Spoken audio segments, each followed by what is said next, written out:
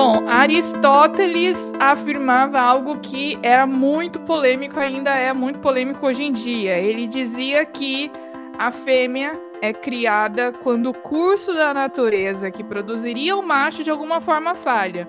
E em vez disso, nasce a mulher, uma espécie de homem que não chegou a alcançar o que planejado. E aí? Polêmico o suficiente para você? Não, e olha só, o texto ainda diz assim, como se fosse um homem defeituoso. Então a mulher é um erro de fábrica? Será?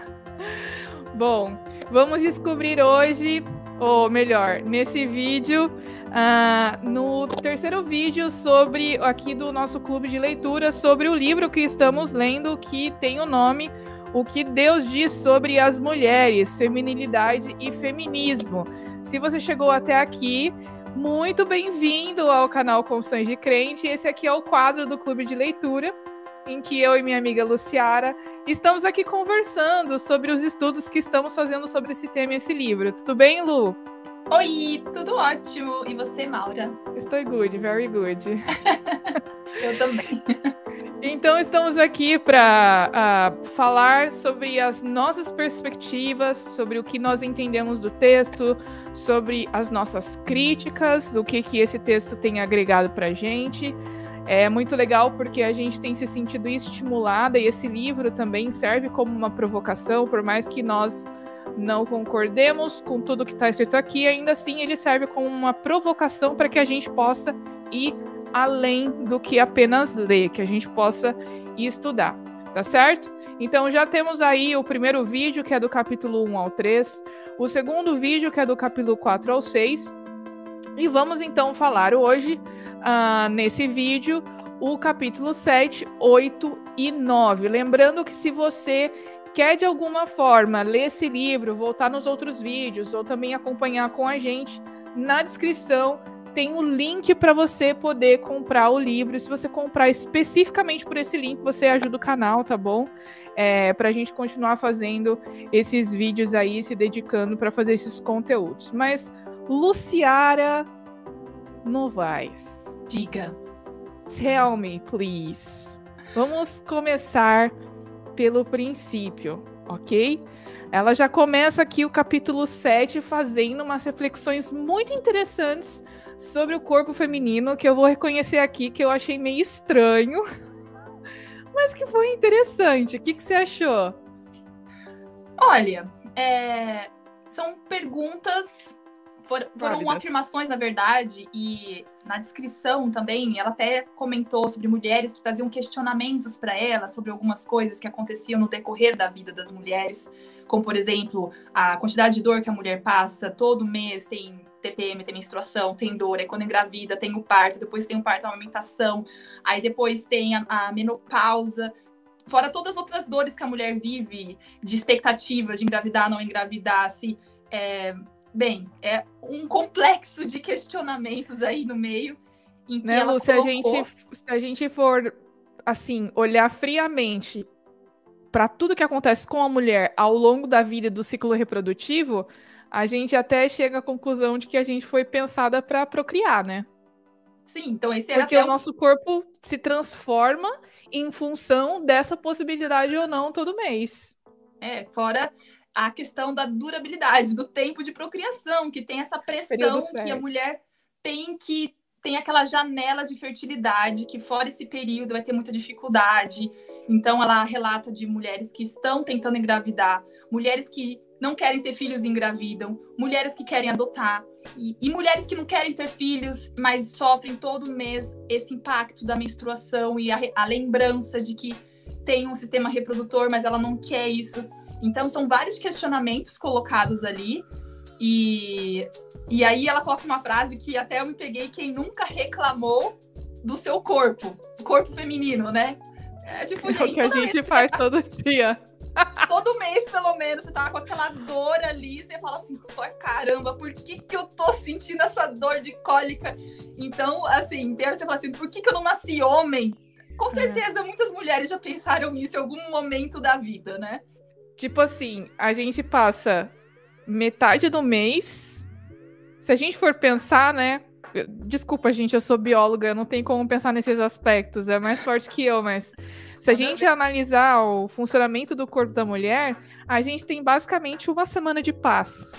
Porque é uma semana menstruando e praticamente 10 dias, 15 dias do corpo se preparando como um prenúncio para a menstruação. Gente, então é o seu humor que altera, é a dor de cabeça. Só uma semana de paz? Eu não tinha me dado conta que essa era só... É basicamente a semana depois da menstruação e no período fértil, querida. Depois o corpo já começa a se preparar de novo para a próxima menstruação, se você não ficar grávida, entendeu? Porque basicamente é isso. Por isso que eu tô dizendo... Se a gente for pensar biologicamente falando, o nosso corpo, ele se prepara todos os meses para nós ficarmos grávidas. No momento em que isso não acontece, a gente menstrua. Entendeu? Quando a gente vai pensar, eu vejo basicamente por mim, a gente tem uma semana de paz, basicamente, né? E depois a gente tem dor nas costas, enfim, é dor de cabeça, você se sente inchada, a perna incha, dá dor. O rosto fica com espinha, cabelo cabelo fica horrível. Uma palha. Por quê, Senhor? Até quando, Senhor? Até quando? Mas, enfim... Eu achei interessante as reflexões dela, porque ela fala aqui que o corpo feminino prega a verdade a respeito do nosso Criador, de Deus como nosso Criador, de Deus como juiz e da redenção. Antes disso, Lu, só falar uma coisinha aqui que eu acabei esquecendo. Pessoal, não se esqueça de se inscrever no canal, de dar joinha no vídeo, de compartilhar. Agora tem figurinha no link dos stories, né, Lu? É só você postar lá no Instagram, facinho. Colocar o link. Nossa, facinho. Então, quando você comenta, dá likes, essas coisas, sei que a gente perde tempo falando isso, mas o YouTube vê que o conteúdo é relevante, ele vai sugerir para outras pessoas. Então, de alguma forma, você indiretamente também está ajudando a gente a falar de Jesus para as outras pessoas. Só dar um adendo aqui, fora que eu sinto, Maura, que tem muita mulher buscando conteúdos relacionados a esse tema. Então, às vezes, você compartilhar, pode ser que uma colega veja, uma amiga veja e vai ajudá-la. Então, a gente não sabe quem precisa, Deus sabe, mas fazer essa parte de compartilhar pode levar esse conteúdo para mais longe e alguém pode receber e começar a estudar também. É algo que vale muito a pena. Né, Lu? A gente recebeu feedbacks desde que a gente divulgou o primeiro vídeo. A gente tem recebido feedbacks muito bons de pessoas que estão dizendo que gostam dessa ideia de ter mulheres falando sobre assuntos da Bíblia, né? E a gente precisa dizer que nós não sabemos, nós não temos todas as respostas e nem é o nosso objetivo aqui esgotar esse assunto. A gente só decidiu disponibilizar, né, Lu, conversas que a gente já tinha antes, tipo no FaceTime, eu lembro que teve um sábado que a gente ligou, a gente ficou 4 horas conversando, lembra? Verdade. Foi basicamente o meu culto do sábado de manhã. Foi isso mesmo, você ficou praticamente inteira. Eu falei, amiga, você não foi pra igreja, pro culto? Acabei de fazer com você meu culto. Então foi. Exatamente. Então a gente só decidiu transportar isso para que outras pessoas pudessem aproveitar. Então nós também estamos estudando, nós também estamos lendo e acreditamos que também o Espírito Santo tem tocado na gente para a gente poder falar disso aí para você que está assistindo. Outros pontos muito importantes que a gente não pode deixar de falar antes da gente continuar a conversa é que a gente sempre vai partir de alguns pressupostos muito importantes para a nossa conversa. Então, se você de alguma forma não compartilha os pressupostos, pode ser que você não consiga entender de onde estamos vindo. Mas é importante que você entenda que ao iniciar essa conversa, ao iniciar esse bate-papo, primeiro nós reconhecemos a Bíblia como sendo a autoridade, a palavra de Deus, inspirada por Deus. Portanto, ela contém instruções de Deus para nós. Muitas vezes, ela não tem instruções específicas sobre o que fazer em determinadas situações, até porque ela foi escrita há, 3.000 anos atrás. Mas ela contém princípios que nós podemos aplicar nessas situações específicas. Então, esse é o primeiro ponto. Segundo ponto é que nós cremos que a Bíblia ela deve ser considerada como um todo. tanto o Antigo Testamento quanto o Novo Testamento. E claro, cremos que Deus nos criou, homens e mulheres, como a gente falou exaustivamente no primeiro e no segundo vídeo. Então, agora sim a gente pode falar. Eu estava falando aqui das minhas perspectivas e das coisas que eu pensei quando eu li o capítulo.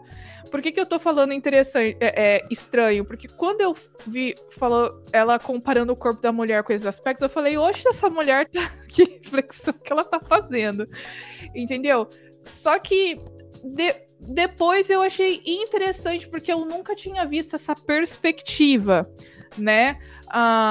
Não é uma perspectiva que, por exemplo, me atrai e que eu vou replicar isso outras vezes, mas de qualquer forma acho válido a gente conversar sobre a reflexão da autora, né? E as lições que ela tirou dessa história. Então, analisando criação, analisando o funcionamento do corpo da mulher e analisando as coisas que estão na Bíblia, ela parte desse princípio, então, que a gente consegue, através do corpo da mulher, pregar Deus como nosso Criador, Deus como nosso juiz e a relação à redenção. Então, a gente estava falando aqui, né, Lu, e uma coisa que a gente sempre tem falado aqui, que nós fomos criados diferentes. E eu acho que aí vem o primeiro ponto. Nós pregamos a criação porque somos diferentes dos homens. E o nosso corpo, se a gente for pensar, e é uma coisa que a evolução não consegue explicar, não faz sentido, é a origem dos sexos. Porque o homem e a mulher foram criados complementares, num encaixe perfeito, em todos os sentidos, né? E é o que é mais incrível no corpo da mulher, que por mais que a ciência não consiga explicar a evolução, como você falou, não consiga explicar, né, a complexidade de um corpo feminino, como que o corpo feminino consegue criar um outro ser que vai se também distinguir ali entre homem e mulher e vai criar dentro de pequenas células um corpo com órgãos e tudo, e vai se tornar um ser pensante. É um milagre, né? Capaz de fazer escolhas, é uma coisa incrível. Então, só da mulher ter esse poder de procriar, gente, é uma coisa assim. E assim, eu não sou mãe ainda, mas eu converso com amigas que têm filhos ou que estão grávidas, e elas falam, Lu, é incrível, cada vez que eu vou no médico, faço ultrassom, aí o coraçãozinho se formou, agora tem o fígado, agora isso, os órgãos estão perfeitos, tá tudo certinho. E cada semana que passa, vai crescendo e multiplicando essas células, depois a criança nasce. Então elas ficam, as mães, quando ganham seus bebês, acho que a mulher que é mãe pode dizer isso até com mais propriedade, ficam encantadas em ver como que elas foram capazes de criar um ser dentro delas mesmas, e hoje essas pessoas são pessoas aí vivendo as suas vidas. É algo que faz a gente refletir e na bênção que Deus colocou, também nesse dom que Deus colocou para as mulheres.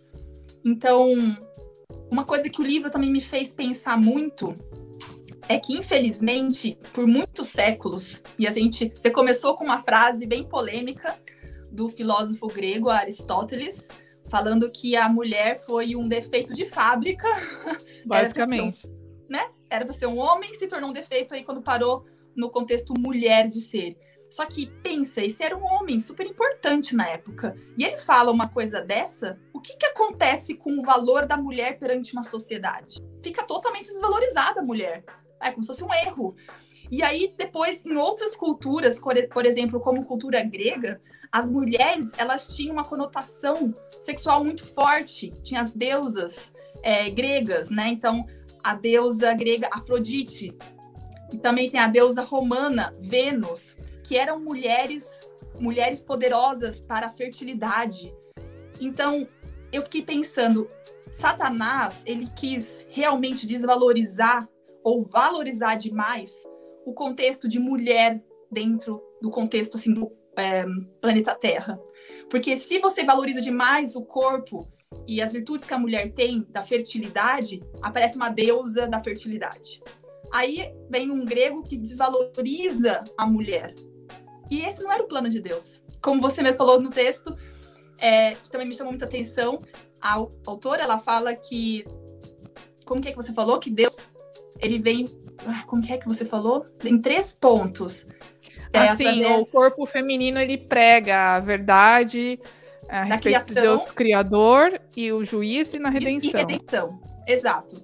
Então, na criação, porque Deus, sabendo de todas as coisas, antes de criar Eva, Deus já sabia que Eva iria comer do fruto que ia oferecer para Adão ia comer e eles iam cair em pecado. Mesmo assim, Deus falou assim, eu vou criá-los. Eu vou criar esses filhos para eles procriarem e eu vou um dia na terra e vou morrer por eles para salvá-los. E aí que vem Deus usando a mulher para a redenção. Por quê? Como que você faz essa associação de que Deus vai utilizar da mulher para fazer a redenção da raça humana? Porque é através da mulher que ele vai nascer na terra para poder salvar a raça humana. É outra coisa que me falou para pensar, caraca, Deus sabia que ele teria que vir morrer por nós. E foi a mulher que comeu do fruto no início. E mesmo a partir disso, ele falou, e por ela eu vou salvá-la. Através dela, eu vou também salvar os meus filhos. Você falou aí do aspecto da redenção, né? Que através, então, da mulher viria o Messias, o Salvador, o Deus que veio em carne, que se transformou em carne para morrer por nós aqui, cumprindo a profecia e o plano da redenção. Tem a questão do Criador, que a gente já falou, que Deus nos criou diferentes, mas ao mesmo tempo complementares. E tem a questão do juiz, que é essa questão que a gente está falando, que todo mês nós somos lembradas que nós temos a possibilidade de se reproduzir, de ter filhos, né? Só que vem sem custo. Isso vem com dor. E foi uma das primeiras maldições, né, que Deus colocou sobre a mulher, porque ela teria dor no parto, né? Então, a gente vê também esse aspecto que é uma consequência do pecado. E a gente vê que as maldições, elas não são uma imposição de Deus. Não é algo que Deus traz de propósito para a sua vida só porque você não obedece ele. Pelo contrário, Deus coloca as leis e os estatutos para que nós possamos ter bênçãos por causa, não do cumprimento em si, mas porque essas leis são para o seu bem. Porque essa lei vai fazer com que você viva em harmonia com a sua família, com o seu próximo, com que você seja próspero, aquela coisa toda. E não porque Deus quer que você cumpra um monte de regra. Porque no final aquilo é para o seu bem. E a maldição, a gente vê que é uma consequência do pecado, é uma consequência das nossas escolhas. Às vezes elas vêm por causa do conflito que a gente vive, do grande conflito. Mas essas maldições, elas são consequência do pecado. E a dor do parto é uma consequência do pecado, né? E todas as transformações que a gente passa, que a gente está falando aqui, também a gente sente dessa forma por causa da consequência do pecado. A gente falou no primeiro vídeo, no segundo eu não lembro, que Adão e Eva teriam filhos mesmo se não tivessem pecado, porque Deus os abençoou com essa capacidade de reprodução. Então talvez o corpo da mulher também pudesse passar por essas modificações, mas ela não sentiria da forma que a gente sente, né? Então, eu achei bem interessante. A autora fala que o corpo feminino prega as boas novas. É uma perspectiva bem interessante a respeito do corpo da mulher, né? Eu acho que me pegou nesse ponto que ela fala que o corpo da mulher prega esperança também. Quando uma mulher que não pode engravidar, engravida, isso é uma mostra do amor de Deus. E é um relato, existem vários relatos na Bíblia que mostram de mulheres que eram... que não podiam engravidar, estéreis, e que mesmo assim Deus foi lá e operou um milagre na vida delas. E esses relatos mostram esperança para os nossos dias hoje, sabe? Como que nós podemos nos apegar à palavra de Deus, a esses relatos, à história dessas mulheres, e acreditarmos que Deus pode também fazer milagres nas nossas vidas. Eu tenho muitas amigas que estão tentando engravidar, tenho amigas que estão grávidas, tenho amigas que perderam seus filhos. São dores que só quem vive sente o que é você ter um aborto espontâneo. O que é você perder um filho, mesmo que seja no início da sua gravidez. Talvez ninguém vai estar sabendo. Só você e seu marido, alguém da sua família. Mas Deus sabe, ele reconhece essa dor que você está vivendo. E ele vai cuidar dessa mulher. Ele vai cuidar dessa dor, ele vai acalmar esse coração. Deus sabe das famílias, das mães, das mulheres que estão tentando adotar uma criança. E, gente, é um processo super demorado conseguir adotar uma criança. Não é fácil. Eu tenho amigas que estão tentando engravidar, não conseguem engravidar. Então, quando a gente lê relatos da Bíblia que mostram mulheres que não podiam ter filhos e conseguem ter filhos, é como se fosse um conforto. E traz esperança de que Deus também está cuidando da vida dessa mulher, da sua vida, das suas lutas. E também está cuidando das suas dores. Porque Deus sabe de tudo. Ninguém mais. Tem dores que só a mulher sabe, só ela sente. Mas Deus sabe e Deus cura, Deus cicatriza. Tem duas histórias bem emblemáticas nesse sentido, né, Lu? Eu acho que são 2 pontos que eu queria comentar em cima do que você falou. O primeiro dessas histórias, a gente tem Sara e a gente tem Ana, né? Então, Sara ali, junto com Abraão, seria a mãe de uma grande nação. E a gente vê o quantos eles esperaram.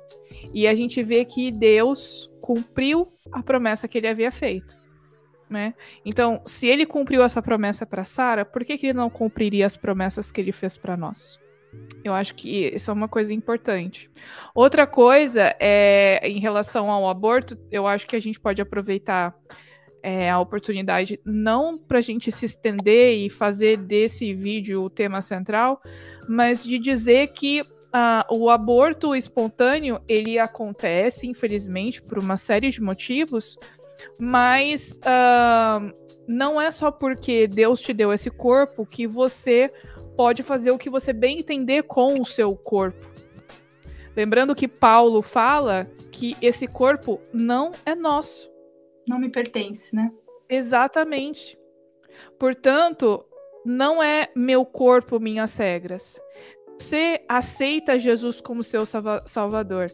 E se você se submete a ele, se você decide, lembra que a gente está falando de livre-arbítrio, você decide, a gente vai falar de submissão daqui a pouco, né? Se submeter a Cristo, você entende que o seu corpo não é seu, ele não te pertence, ele é templo do Espírito Santo. Portanto, a frase de ordem, meu corpo, minhas regras, não se aplica a você. Então, você não tem o direito de simplesmente terminar uma gestação, e aqui eu estou dizendo aqui em casos gerais, não estou dizendo, por exemplo, em caso de que vai colocar a vida da mulher em risco, ou que a criança se desenvolve anencéfala, por exemplo. A gente tem vários casos, tá? Mas você não tem o direito de simplesmente terminar com uma gestação porque você esqueceu de usar a camisinha, ou porque a camisinha furou, ou porque você transou sem camisinha. Eu acho que a gente poderia aproveitar muito mais as aulas de educação sexual na escola, primeiro falando dos motivos de você iniciar a sua vida sexual no momento correto, tá bom? Segundo, beleza, se você decidiu começar a sua vida sexual na hora que você entende que é o certo, então vamos instruir essas pessoas a usarem procedimentos ali, métodos contraceptivos, né? Porque a criança que vai se desenvolver numa provável gestação, ela não tem culpa da sua irresponsabilidade. E mesmo que seja uma massa de células, olha o potencial dessa massa de células em se desenvolver em uma pessoa. Com 5 semanas, não sei, talvez aí 1 mês e pouquinho, você já consegue ouvir o coração batendo. É uma vida que tá ali. Pode ser que não tenha ideia, pode ser que não tenha consciência, pode ser que não tenha sentimentos, mas é uma vida, o coração tá batendo, as células estão crescendo, sabe? Então, nós não temos o direito de interferir dessa forma, de acordo com os princípios bíblicos.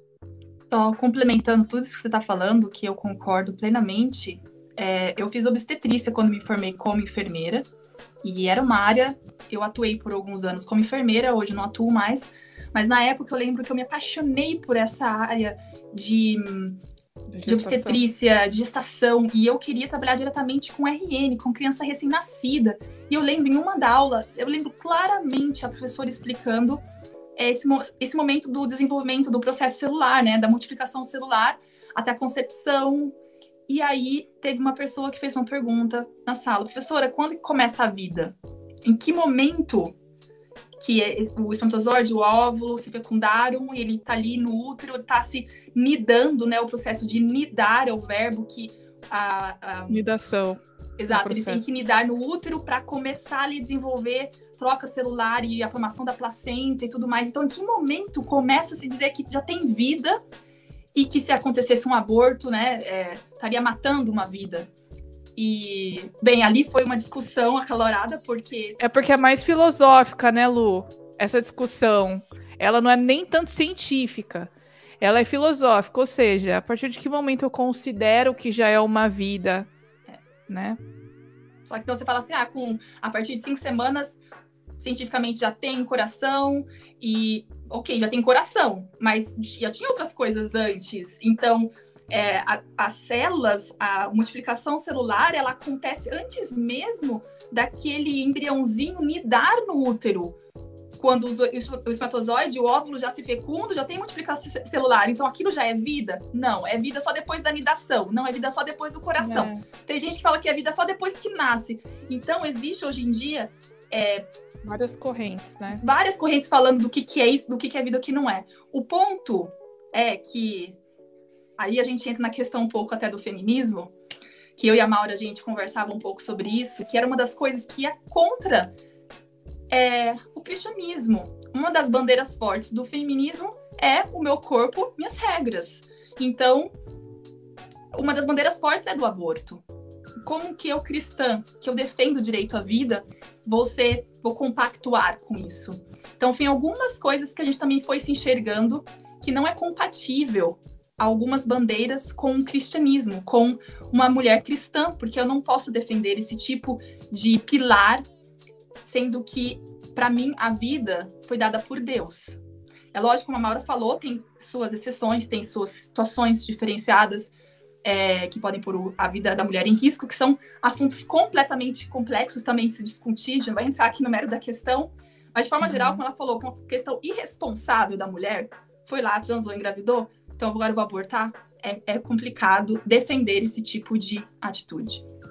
Exatamente. Bom, esse é o nosso posicionamento, né? E deixamos claro porque cremos. Eu só quero fechar para a gente ir para o próximo capítulo com esse verso aqui, 1 Coríntios 6,19. Acaso não sabem que o corpo de vocês é o santuário do Espírito Santo que habita em vocês, que lhes foi dado por Deus e que vocês não são de vocês mesmos? Então, se você se diz cristã, você entende que o seu corpo não é seu. Portanto, você não pode escolher o que fazer com o seu corpo de forma arbitrária, porque ele não te pertence, né? Bom, isso é o que a Bíblia diz. Quem somos nós, né, Lu? Estamos aqui apenas lendo o verso. Mas aí vamos continuar. Quem sabe a gente pode falar sobre esse assunto mais pra frente, né, Lu? Talvez chamar uma pessoa para conversar e a gente se estender um pouco mais nessas nuances, não é o nosso foco aqui. Então a gente continua falando que ela aborda no próximo capítulo o relacionamento de Jesus com as mulheres. Lu, será que Jesus ele dá subsídios para a gente afirmar que ele é machista, ou que a Bíblia é machista, ou que a Bíblia ela apoia o machismo de alguma forma, ou o tratamento diferente entre homens e mulheres, o sexismo, etc.? Pelo contrário, se a gente estuda a Bíblia considerando a contextualização cultural, histórica, linguística e alguns outros pontos que é considerado hermenêutica, que é a ciência técnica de analisar textos bíblicos, a gente consegue compreender de uma forma muito mais clara a mensagem que está ali naqueles textos. Tem textos que são difíceis de serem interpretados, mas se analisados de uma forma correta, levando esses pontos em consideração, a gente tem uma visão de um todo muito mais clara. O problema que a gente enxerga hoje em dia é que as pessoas, elas ouvem dizer e tiram conclusões do que acharam que entenderam de outras pessoas, nem foram tirar suas próprias conclusões estudando a fundo aqueles textos. Esse é o problema, porque aí vem as falas de machistas, sexistas, porque não estudaram a fundo os textos para entender o real sentido por trás daquela mensagem. Então, assim, na minha experiência, eu estou buscando, e como você falou, e eu também falo aqui, a gente não tem todas as respostas, a gente está em busca disso, e cada vez que a gente tem, eu sinto pelo menos algum incômodo, alguns textos, e vão ter textos aqui que eu me senti super incomodada, a gente vai relatar isso mais pra frente, em que eu orei e falar assim, Senhor, fala comigo, porque esse texto eu não tô entendendo e eu não tô concordando com isso. Mas eu confio que do meu jeito de interpretação tá errado, então me mostra a forma certa. E Deus me mostrou. Então, quando a gente também tem essa clareza e essa humildade, falar assim, Senhor, me mostra, eu quero aprender, e corre atrás do entendimento, a gente começa a enxergar da forma clara como as coisas são. E esse capítulo especificamente, que diz, um homem como nenhum outro, tem pessoas que questionam, né, por que Jesus é em forma de homem? Aquela luta do sexo, né, tipo, então as mulheres questionam por que Jesus era um homem, e aí tem muita mulher que rejeita Jesus por ele ter vindo em forma de um homem. Então existem mulheres que têm essa rejeição por causa disso. Só que a gente consegue encontrar muitos textos na Bíblia que mostram o amor que Deus teve com as mulheres enquanto ele estava aqui na Terra. E são histórias lindas e momentos muito únicos que aconteceram primeiro com mulher, não com homem. Por exemplo, vou contar a história aqui da mulher samaritana. Ela foi a primeira pessoa que ouviu da boca de Jesus que ele era o Messias. Os discípulos não tinham ouvido, os discípulos acompanhavam Jesus 24 horas por dia, Jesus já tinha feito um monte de milagres, passado por um monte de gente, e Jesus não tinha em nenhum momento para nenhuma pessoa ter falado, eu sou o Messias que vocês estão esperando. Mas ele falou para uma mulher. A primeira pessoa foi uma mulher. Gente, olha que privilégio. Então, não é uma coisa que a gente pode simplesmente ler e passar desapercebido. Teve um outro exemplo que eu marquei aqui, que é muito importante, é sobre a mulher que sofria de muitas dores e toca no manto, na barra da sangue, roupa. Né? Exato. Ela tinha há vários anos um fluxo de sangue que continua, e que, só para contextualizar, né, Lu? De acordo com as leis judaicas, as mulheres que tinham um fluxo de sangue eram consideradas impuras, né? Então, normalmente, as mulheres ficam menstruadas, e a orientação era que ela deveria se afastar da convivência com o homem, ou de tocar no homem, ou enfim, durante os 7 dias do fluxo, certo? E aí a gente tem os motivos que, né, Deus fazia isso para proteger as mulheres, porque a gente sabe que esse período é muito difícil, às vezes o cara não entendia, chegava lá querendo fazer sexo com ela, e a mulher naquela situação complicada, né, então... Só que essa mulher, ela simplesmente, ela viveu a vida, tipo, menstruando, basicamente, que o fluxo de sanguíneo não parava, né? Então ela era considerada impura, pária, ela já tinha gastado tudo que ela tinha e não foi suficiente. E a fé dela era tão grande, e ela vivia a consequência do pecado, que a gente acabou de falar no capítulo anterior, o corpo da mulher sofrendo as consequências do pecado, então ela ficava no fluxo de sangue contínuo, então imagina o quanto que essa mulher sofria. E mesmo assim, ela tinha fé e acreditava que só de tocar um pouquinho ali do toque, ela poderia ser curada. Que fé é essa, Maura? Que fé é essa? Só de tocar você vai ser curada, né? Então, essa mulher ensina muita coisa para mim. E Deus, assim, Jesus estava no meio de tanta gente, de um monte de discípulos. E essa mulher nunca conseguiria chegar perto de Jesus por ela estar impura. Mas ela fez tudo que ela podia, ela sabia que aquele era o momento exato que ela poderia ter a chance de ser curada. E aí, pela fé dela, Jesus sente que saiu o poder de dentro dele e curou aquela mulher na mesma hora. E ele para tudo que está fazendo. Tinha pessoas ali importantes do lado de Jesus, os discípulos, um monte de gente. Uma multidão, né, Lu? Uma multidão. Ele para atender aquela mulher. E ela não falou nada, ela simplesmente tocou. E ele fala assim, filha, a tua fé te salvou, te curou. Gente, ele parou tudo por causa de uma mulher.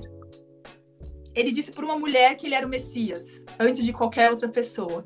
E o terceiro exemplo que eu tenho anotado, que foi, assim, um que me marcou muito, porque eu tive uma experiência parecida... Calma, vamos explicar, né? Eu tive uma experiência parecida, não que eu estava lá com Jesus. Mas só contextualizando, nos tempos bíblicos, as mulheres não podiam estar nos templos adorando ou ali... Tinha um lugar reservado estudando a palavra, né? Exato. Elas não podiam. Parece que até um certo momento as mulheres podiam estar, e depois que tinha um momento mais formal, só os homens ficavam, as mulheres não podiam ficar no mesmo ambiente. E até o momento que elas podiam ficar, elas tinham que ficar no fundo do templo, elas não podiam ficar no meio dos homens. Então, elas tinham que cobrir a cabeça, ficar no fundo, separadas, e não podiam receber os ensinamentos mais complexos, né, da palavra. E aí eu fui para a Turquia há uns 2 anos e entrei numa mesquita, e ali eu tive essa experiência, eu meio que vivi essa realidade daqueles tempos, só que nos dias de hoje. Porque ao 2000 entrar... e quanto, Lu? 2000 e quanto que você foi na Turquia e você viu isso lá? E bolinha, né? Olha, dos tempos que a gente pode viajar, né? Porque hoje a gente não tá podendo viajar mais direito. Mas foi em 2018. Mas enfim, você foi agora, tipo, agora. Mundo real, né? Nos nossos dias, literalmente. E olha que a Turquia é um país que não é considerado 100% muçulmano. Então, quando a gente foi lá para Istambul, onde eu visitei as sinagogas e as mesquitas, quer dizer, a mulher que estava explicando a cultura para a gente disse que 50% da população é muçulmana e 50% não é. Então, as mulheres não são obrigadas a usar o lenço. Então, existe uma flexibilidade nas culturas, na parte religiosa, mas mesmo assim, dentro do templo, ainda é bem rigoroso. E aí eu pude entender, quando eu li esse texto, que eu vou falar logo à frente, que ainda hoje, lá nesse país que nem é tão rigoroso, as mulheres não podem entrar sem estar com véu, e elas precisam ficar na parte de trás. Ainda hoje as mulheres têm a segregação dos sexos, né?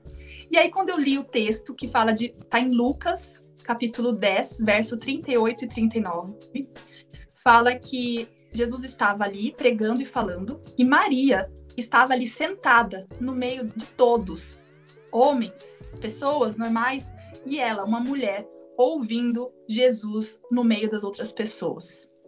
Então, se naquela cultura, naquele momento, naquela época, mulher não podia ficar no meio dos homens ao ouvir uma mensagem, a uma pregação, Jesus ali já estava quebrando tudo, né? A mulher estava no meio e Jesus não estava fazendo segregação de ninguém. Ela estava ali como em pé de igualdade com os homens, ouvindo na ponta ali, né? Na ponta dos pés de Jesus, tudo que ele falava para não perder uma palavra. Não, eu tava falando, então, isso me encanta, ver a forma como Jesus não fez distinção, não fez segregação, não valorizou uma pessoa mais que a outra. Não, ele veio para servir, ele tratava as mulheres, até ao meu ver, às vezes, até colocava a mulher como prioridade. Porque a gente viu aqui o exemplo que ele falou para Maria Madalena para Maria Madalena ou foi para a Samaritana, que ele é o Messias. Ele parou tudo para dizer para a filha que estava curada. Então, parece até que às vezes as mulheres tinham um cuidado especial de Jesus. É interessante, né? E assim, desculpa, eu não consigo não falar de The Chosen, porque tipo assim, você quer me ver chorando, me bota pra assistir The Chosen. É muito bom, porque parece que, tipo, é como se Jesus estava olhando pra mim, conversando comigo, sabe? Eu fico pensando assim, como que seria? Então, na história da Samaritana, tipo, Jesus, ele foi para aquele poço especificamente para falar com ela. Uhum. Ele sentou e ficou esperando ela. E ele sabia aspectos da vida dela muito específicos. Como o fato dela não ser casada e ter tido não sei quantos maridos, né? A gente vê, como você falou aí belamente, a respeito dos outros exemplos, e que entre os seguidores de Jesus, junto com os discípulos, haviam mulheres que aprendiam e estudavam. Inclusive, isso era uma coisa que chamava a atenção dos fariseus, porque onde já se viu ter mulher junto com o rabino, com um professor? Porque não podia, né? Exatamente.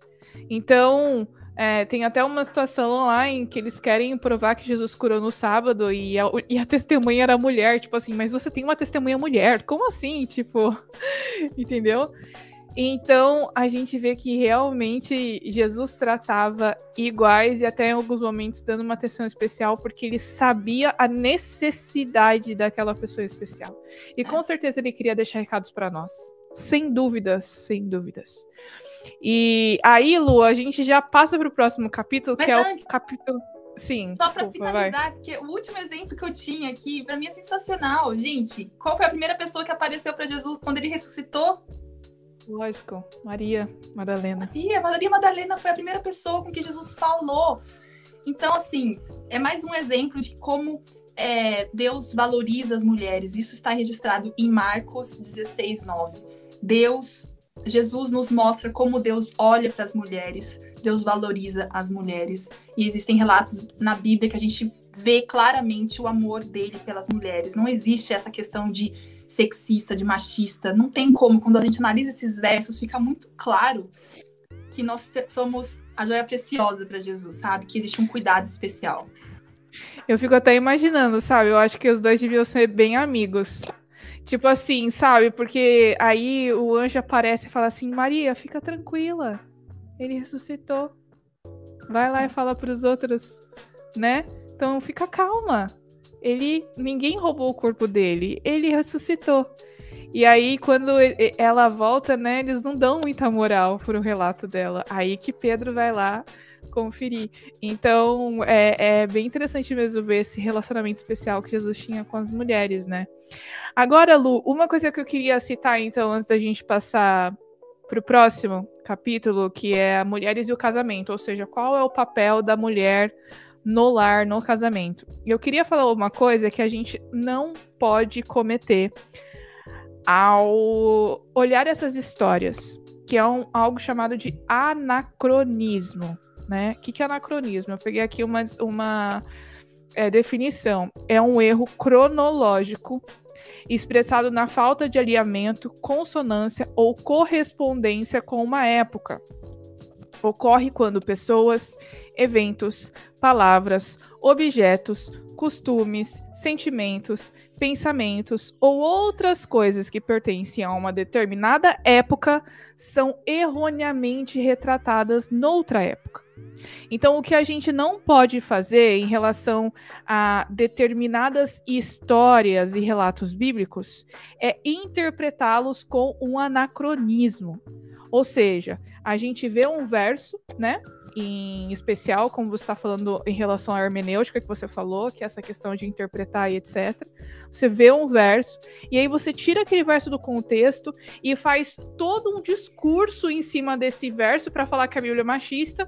Mas espera aí, será que eu posso transportar esse exemplo de 2000 anos atrás para a época que eu tô agora, em que o costume é diferente, em que a cultura é diferente, em que, enfim, tudo é diferente? É o que a gente estava falando, né? A Bíblia, ela não tem recomendações, muitas vezes, muito específicas, mas os princípios podem ser aplicados nas diversas situações. E a gente vai falar sobre isso agora, né? Porque um assunto que traz muita treta no meio evangélico, etc., é a questão da submissão, né? Que quando lá em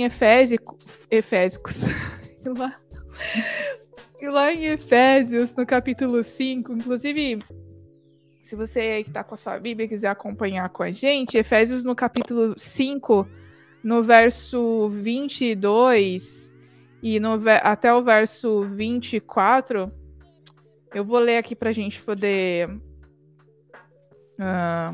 conversar sobre, que diz aqui, ó: as mulheres sejam submissas ao seu próprio marido, como ao Senhor, porque o marido é o cabeça da mulher, como também Cristo é o cabeça da igreja, sendo este mesmo o Salvador do corpo. Então as pessoas veem essa palavra, Lu, e sabe o que eu acho que tem uma confusão aqui? É que confundem submissão com subserviência. Ser submissa não é ser um servo ou não é ser um empregado, não é ser uma pessoa que vai abaixar a cabeça e só ouvir e obedecer tudo como se fosse um robozinho. Ser submisso, de acordo com os princípios bíblicos, é reconhecer que no lar existe uma hierarquia e que Deus constituiu ao homem a cabeça dessa hierarquia. E a gente já falou aqui muitas vezes, né, Lu, que homens e mulheres são iguais, têm o mesmo valor, mas os papéis são diferentes. E olha só que interessante, Lu, essa hierarquia, ela reflete uma outra hierarquia, que é a hierarquia que tem na Trindade, por exemplo. Né? Tem aqui um verso que eu separei em João.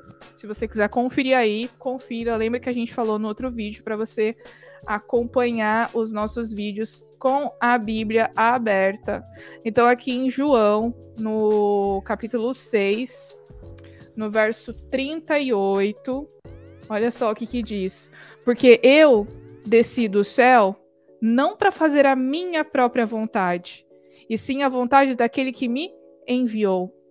Então, Jesus aqui, ele veio, ele também está na Trindade. Os três têm o mesmo valor, estão em pé de igualdade, mas existe uma hierarquia. E a gente vê que Jesus, nessa hierarquia, era submisso a Deus Pai. Porque ele fala aqui, eu não desci para fazer a minha própria vontade, e sim a vontade daquele que me enviou. Sim. E tem uma coisa interessante, porque depois que ele morre aqui na Terra e ele volta para o céu para ser recebido lá em glória por Deus Pai, Jesus envia o Espírito Santo também para a Terra. Então, é a hierarquia funcional. Cada um tem o seu papel. E essa hierarquia funcional existe também dentro do núcleo familiar, do núcleo conjugal. Porque existe a hierarquia, como a gente estudou no primeiro vídeo, falando, e no primeiro e no segundo, né, que a gente fez, falando que o homem, ele recebeu a função de liderar, de conduzir o seu lar, o papel de sacerdote do lar. E a mulher recebeu o papel de auxiliadora. E a gente já desmembrou, já falou aqui, né, bastante sobre esse assunto. Quem ainda não assistiu pode voltar aos vídeos para assistir, porque é muito interessante entender exatamente as funções, que não desvaloriza nenhuma das funções, pelo contrário, as duas são super importantes e trabalham em unidade para fazer o todo, né, o núcleo ser perfeito. Mas existe a hierarquia funcional em que o homem é o líder. E quando a gente lê esse texto, que fala que o homem é a cabeça, o texto faz o paralelo de que Cristo também é a cabeça. Desculpa, antes de você continuar, é isso que eu ia ler. É o verso que fala sobre isso. Tá aqui em 1 Coríntios 11, diz aqui 11:3. Quero, entretanto, que saibais ser Cristo o cabeça de todo homem, o cabeça da mulher, e Deus o cabeça de Cristo. Então a gente tem aqui que os relacionamentos humanos, eles refletem a ordem e a hierarquia divina. Esse texto de submissão, esse texto especificamente de Efésios 5:12, já me machucou não, mas já me incomodou, particularmente, já me incomodou. Você teve muito. Dificuldade para aceitar. Por muitos anos eu tive dificuldade, e teve um momento em que eu estava assistindo uma palestra de uma psicóloga, que também fez mestrado em teologia, estuda muito a Bíblia, e ela fez um paralelo, que para mim, na hora, fez todo sentido. E a partir desse paralelo, eu comecei a estudar esses versos de uma forma diferente. E até agora, ao ler esse livro e estudar mais a fundo a interpretação e toda essa questão linguística que tem por trás disso, ficou mais fácil de eu entender. É lógico que acho que para as mulheres entenderem esse texto, precisa sempre fazer com oração, pedir para Jesus falar no coração, para dar calma e discernimento, para realmente entender qual é o plano de Deus para as mulheres. E tentar se desvincular com mensagens do mundo, sabe? Porque, infelizmente, ideologias. Exato, a gente é muito influenciado com o que a gente vive hoje. E hoje em dia existem muitas ideologias fortes que influenciam os nossos conceitos e as nossas opiniões. Então é muito importante que, para a gente entender esses versos que são tão profundos, a gente esteja com o coração aberto e a gente consiga ouvir a voz de Deus a falar para a gente. Então eu vou tentar aqui, na minha simplicidade, né, porque eu não sou teóloga nem nada, nem professora, vou tentar explicar a forma como eu enxergo e talvez ajude alguém aí do outro lado a conseguir, aos poucos, também entender esse verso de uma forma mais simples. Quando a gente lê e fala que Cristo, ele é a cabeça e a igreja tem que ser submissa a Cristo. Se a gente faz esse paralelo para o casal, em que o homem é a cabeça e a mulher tem que ser submissa, as coisas começam a ficar um pouco mais fáceis. Só que mesmo assim ainda parece um pouco estranho, um pouco difícil. Então a gente tem que partir do pressuposto que significa a submissão. Entre alguns conceitos que a gente consegue, se a gente colocar, tem alguns diferentes significados. Mas, de forma geral, pelo contexto bíblico, é respeitar a autoridade e os desejos do outro. Então, a gente precisa entender que existe... primeiramente, Deus pediu para sermos submissos a Ele, Cristo, a Deus, antes de qualquer coisa. E depois, em Tiago 4:7, fala assim: sujeitei-vos, pois a Deus... A autoridade de Deus está acima de qualquer coisa e devemos sempre obedecer a Deus acima de todas as coisas. Então, todos devem se submeter à autoridade de Deus. Então, antes de qualquer coisa, é a autoridade de Deus. Mas, após a submissão a Deus, a Bíblia também fala da submissão aos outros. Então, aí a gente encontra esse verso também que fala da submissão da mulher ao homem. E aí fala, sujeitai-vos uns aos outros no temor do Senhor. Então, existe vários tipos de submissão no sentido sujeitar a Deus, sujeitar aos outros e se sujeitar ao homem. Na verdade, ao seu marido. Esse contexto de submissão marido-mulher não é homem e mulher qualquer complexo de núcleo. É esposa e marido. Esse texto especificamente que Deus fala é para a esposa e o seu marido.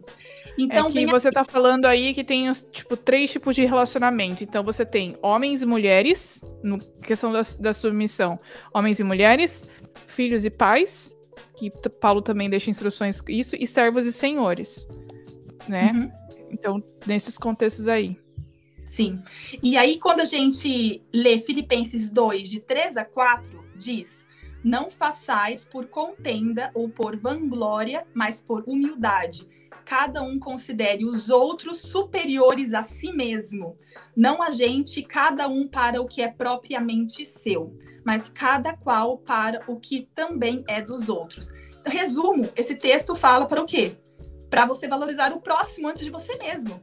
Isso nada mais é do que uma submissão. Você colocar o outro antes de você valorizar o outro antes de você amar o outro como você ama a si mesmo. Então, até aqui, a gente tem uma visão bíblica dessa submissão, primeiramente para com Deus, para com o próximo. Então, vem a submissão que a mulher precisa ter para com o seu marido, exatamente. Que a gente vê em Efésios 22:23, que diz que a igreja é submissa a Cristo e a mulher deve ser submissa ao seu marido. Essa regra se aplica ao casamento e, como nós vimos no primeiro vídeo, a gente entende essa questão da liderança, da hierarquia funcional, como você tinha relatado. Mas aí eu vou entrar num ponto aqui. Mas a liderança de Deus delega ao homem, quer dizer, resumindo, essa liderança foi Deus que deu para o homem.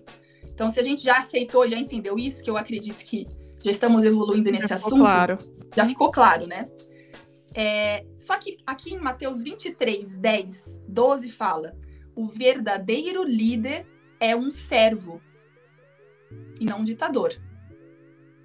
Só que então você fala assim, então se Adão tem que ser o líder, Adão lá no passado ele recebeu o título de líder. Então Adão ele representa o homem, o marido. Então se o homem tem que ser um líder, qual é o papel do líder conforme a Bíblia? Ele tem que servir. Então a Bíblia ensina que ser líder é servir e não ser servido. E, acima de tudo, Deus é o grande líder que nos deixou exemplos de como servir. E aí tem um verso que está em João 13:14-15, que diz assim: Jesus falando, se eu, sendo Senhor e mestre de vocês, lavei os seus pés, vocês devem lavar os pés um dos outros. Eu dei o exemplo e eu dei o exemplo para que vocês façam como eu fiz. Jesus era o maior líder ali naquele momento. Os discípulos seguiam a Jesus. E como que ele respondia a esses gestos? Ele servia os discípulos. E ele fala aqui no 16, Lu, ó, desse verso 13 de João: em verdade, vos digo que o servo não é maior que o seu senhor, nem o enviado maior do que aquele que o enviou. Pois é. Então, se a liderança exige humildade e respeito, o verdadeiro líder não pode ser egoísta. Ele não pode pensar no seu próprio ego, muito menos na sua própria vontade. Ele busca o melhor para o grupo. Ou dominar, né? Ou dominar, muito menos dominar. Pelo contrário, ele serve, né? Então, Jesus, ele foi o maior exemplo de líder que a gente tem na Bíblia. E por isso que o paralelo entre Jesus e o homem é muito importante. Porque o homem precisa se espelhar em Jesus para ele ser o líder da casa. Então, em Efésios 5:25, lemos que o marido deve se sacrificar pela sua esposa, ao ponto de dar a sua vida por ela. E a esposa deve tratar o marido com respeito. Então, gente, quando a gente começa a entender o paralelo entre Cristo e o homem, fica mais fácil a gente conseguir enxergar que o trabalho do homem não é assim, só amar a sua esposa, como algumas pessoas interpretam. Ama a sua esposa e a mulher seja submissa. Não, o homem, ele precisa ser o reflexo de Jesus dentro da casa. Ele tem que servir, ele tem que cuidar, ele tem que dar o exemplo. Da vida. De tudo. Então, o marido é a cabeça do lar, como Cristo é a cabeça da igreja. O papel do marido é de liderança. Uma liderança inspirada na liderança de Cristo. E Cristo veio aqui para servir. O marido tem que servir. Os maridos precisam amar as suas esposas como Cristo amou a sua igreja. E Cristo não só amou, como se entregou por ela. O homem ele tem que ser capaz de ter que se sacrificar pela sua esposa, se for necessário. Ele tem que amar a sua esposa mais do que ele mesmo, como amar o seu próprio corpo. Então você vê que tem tanta coisa que o homem tem que fazer. O homem tem que fazer isso, tem que ser assim. E aí, no final, e as mulheres têm que ser submissas aos seus maridos. Como que uma mulher, frente a tanto amor, a tanto cuidado, não se submete ao seu marido? Como que uma igreja vendo um Cristo que deu a sua vida por ele, não vai se sujeitar, não vai servir a Cristo? Quando esse paralelo é feito entre Cristo e igreja, entre homem e mulher, é mais fácil a gente conseguir entender qual era a intenção, qual era o objetivo por trás da profundidade dessas palavras. A gente tem que entender um contexto por trás. E, principalmente, olhar para Cristo para ver como ele agiu, para a gente conseguir entender o objetivo por trás desses versos. Drop the mic. Mas eu acho que é isso, Lu. Você pegou todos os pontos importantes. A gente mostrando que esse assunto não é só tão simples, não é só ler um verso que tá tudo, né, explicado. Eu acho que esse verso que eu falei aqui de 1 Coríntios 11:3 exemplifica muito bem tudo que você falou aí nessa questão de hierarquia, né, que os nossos relacionamentos, eles refletem o relacionamento de Deus com a igreja, de Deus com o Pai. E aqui em 1 Coríntios 11, de 11 a 12, fala exatamente nessa questão de valor, que não é só porque o homem é o cabeça que ele é mais importante, né, ou que ele deve ser obedecido como um ditador. Porque aqui em 1 Coríntios 11, de 11 a 12, diz: no Senhor, todavia, nem a mulher é independente do homem, nem o homem independente da mulher. Porque como provém a mulher do homem, assim também o homem é nascido da mulher. E tudo vem de quê? De Deus. Então, somos iguais e somos todos do Senhor. E eu acho que esse que é o aspecto mais importante. Agora, Luciara, eu tenho uma pergunta para fazer para você. A gente, nesse capítulo aqui, a gente já meio que tá finalizando esse estudo desses capítulos. Estamos falando aqui de uma situação ideal, certo? A autora, ela traz várias perguntas aqui, a gente não vai ter tempo de falar todas as que ela traz, mas e se a mulher está num relacionamento abusivo? Ainda bem tem que ser submissa?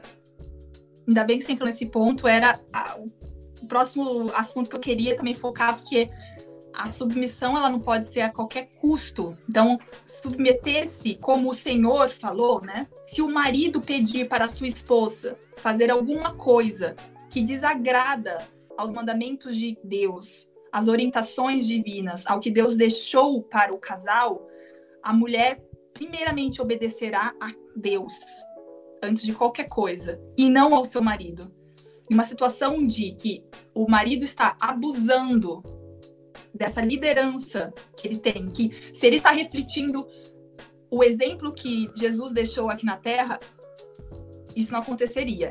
Agora, se ele está aproveitando desses textos de que eu sou a cabeça e eu sou o líder e eu que mando, eu que domino, então tenho que fazer tudo o que eu quero, ele está fazendo totalmente o contrário do que Jesus foi nessa terra e ensinou para o homem ser exemplo, né? Então, possivelmente esse marido vai pedir coisas que não agradam, que não estão conforme o plano de Deus para o âmbito conjugal, para o casamento. Nessa situação, a mulher ela vai seguir as orientações de Deus, não ser submissa, pelo contrário, ser submissa a Cristo. E ela não vai se sujeitar a esse tipo de situações que o marido está impondo. Então, ela vai buscar ajuda, ela vai pedir apoio, ela não pode se manter numa situação de domínio, de humilhação, ou seja lá o que esteja acontecendo que não é conforme os preceitos bíblicos. Exatamente. A gente quer deixar aqui muito claro que, inclusive, a Igreja Adventista tem um programa, um projeto do Quebrando o Silêncio, que todos os anos faz um trabalho relembrando que se existe uma situação de abuso, abuso infantil também o Quebrando o Silêncio aborda, mas a gente está falando aqui na questão do casamento, né? Então, se a mulher se sente abusada moralmente, psicologicamente, fisicamente, sexualmente, e ela chegar para alguém, para um líder religioso e falar sobre isso, e esse líder falar, vamos orar, irmã, que isso passa, isso tá errado. Porque abuso deve ser tratado como ilegalidade que é. Sim. Essa pessoa precisa ser denunciada. E esse vínculo afetivo, ele deve ser quebrado. Porque Deus não nos criou para vivermos em relacionamentos abusivos. Nós, como cristãos, temos o dever de sermos contra qualquer relacionamento abusivo. Então, se alguém chega para você e diz que a solução para esse relacionamento abusivo é oração, é jejum, busque outra pessoa. Busque as autoridades. Busque um amigo que você confia, para que ele possa te apoiar nesse momento que é muito difícil. E é importante a gente falar sobre isso, Lu, porque muitas vezes as pessoas não têm ideia de que estão num relacionamento abusivo. Isso é verdade. Então a gente precisa entender o ideal que Cristo quer para nós. Se foge desse ideal, por algum motivo, se você está num relacionamento abusivo, você precisa procurar ajuda e quebrar esse vínculo, para que você não viva mais nesse relacionamento que nunca foi o plano de Deus para você.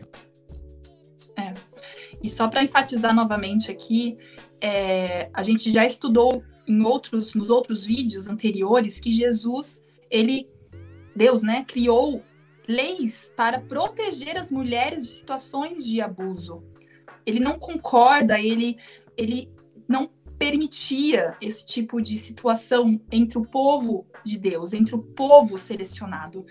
Então, desde o início, Deus tem um olhar diferenciado para proteger as mulheres. Jamais Deus permitiria que essa frase de submissão fosse ao ponto da mulher se sujeitar a esse tipo de abuso que o homem, no seu conceito de interpretação de dominador, teria um poder sobre a mulher. É totalmente oposto. Então, se isso acontece, está errado.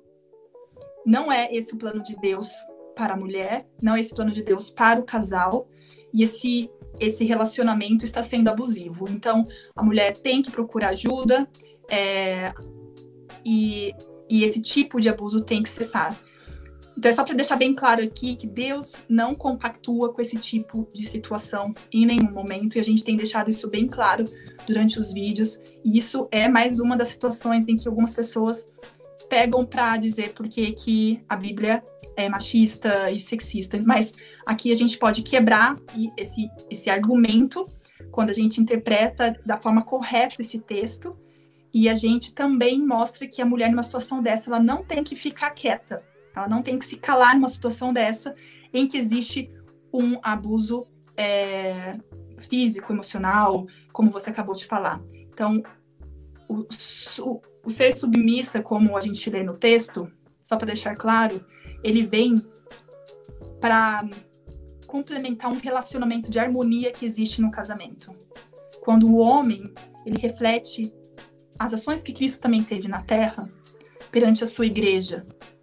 Então, quando existe esse amor pleno, quando o homem ele é capaz de morrer pela sua esposa, ele nunca vai levantar a mão para ela, para bater, para fazer qualquer coisa de maldade, agredir verbalmente. São duas coisas que não combinam. Nós aqui somos a favor dos princípios bíblicos, mas contra qualquer tipo de abuso. Eu acho que a gente pode terminar, né, Lu, essa parte com essa mensagem muito importante. A gente falou de 2 pontos importantíssimos e que muitas vezes são muito polêmicos. E não perca! Vamos encerrar no próximo vídeo o estudo desse livro. Você vê que ele é bem curtinho. Inclusive, ele não é caro. Se você comprar ele no Kindle, é até mais barato.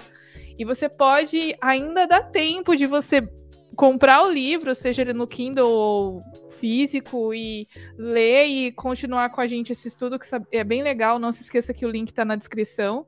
E no próximo episódio tem um tema tretão, que é muita treta, que a gente vai falar sobre alguns versos que Paulo falou e vamos entender se aquilo a gente deve aplicar isso ao nosso contexto de hoje ou não. E também vamos anunciar o nosso próximo livro, né, Lu? Porque o clube de leitura não acaba. Com certeza. Então não perca. Compartilhe esse episódio com os amigos, seja no Spotify, seja no YouTube. E a gente se vê no próximo. Até! Beijo!